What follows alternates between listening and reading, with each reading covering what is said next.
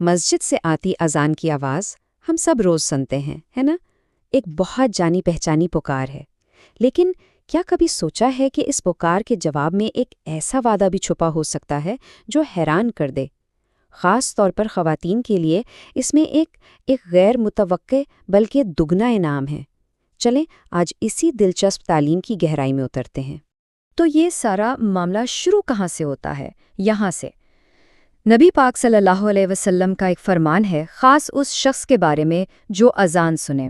یہی وہ بنیاد ہے، وہ متن ہے جس پر ایک بہت بڑے انعام کی عمارت کھڑی ہے۔ تو سب سے پہلے بات کرتے ہیں اصل ثواب کی، یعنی اذان کا جواب دینے پر ملتا کیا ہے۔ دیکھیں، یہ کوئی معمولی عمل نہیں ہے، اس کے پیچھے ایک بہت بڑی فضیلت چھپی ہے۔ اچھا، تو کرنا کیا ہوتا ہے؟ بہت ہی آسان۔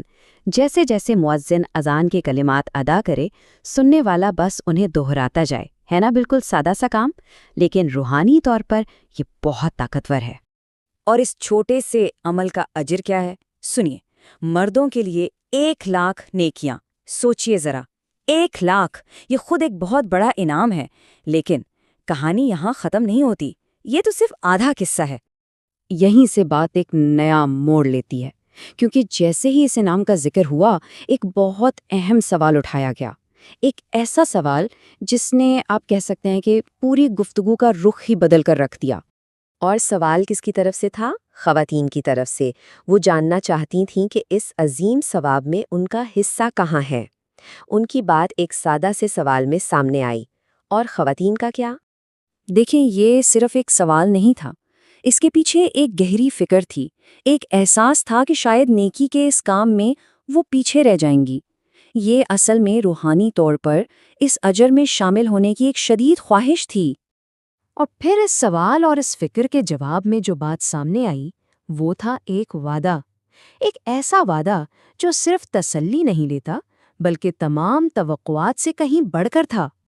اور جواب کیا تھا؟ ایک بالکل واضح 2 ٹوک وعدہ۔ تمہارے نبی کا وعدہ ہے، تمہیں 2,00,000 نیکیاں عطا فرمائی جائیں گی۔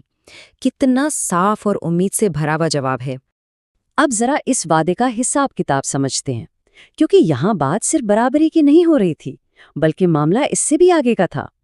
تو چلیے موازنہ کرتے ہیں۔ مردوں کے لیے ہم نے دیکھا کہ 1,00,000 نیکیوں کا اجر ہے، تو پھر سوال یہ ہے کہ خواتین کے لیے کیا مقرر ہوا؟ جواب ہے 2,00,000 نیکیاں۔ جی ہاں، بالکل صحیح سنا، مردوں کے اجر سے ٹھیک ڈبل۔ مطلب بالکل صاف ہے، دگنا ثواب۔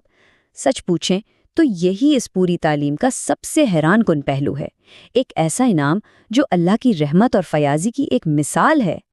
لیکن ٹھہریے، یہ جو دگنا اجر ہے نا، یہ خاص شرط کے ساتھ جڑا ہوا ہے۔ تو آخر وہ کیا شرط ہے؟ وہ کون سا عمل ہے جو اس بے مثال انعام کا دروازہ کھولتا ہے؟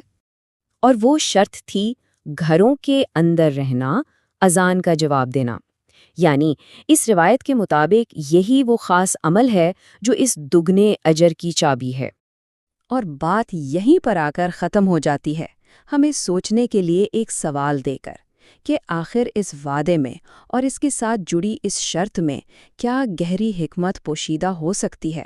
یہ وہ سوال ہے جو ہمیں اس تعلیم کے اصل روحانی پیغام پر غور کرنے کی دعوت دیتا ہے۔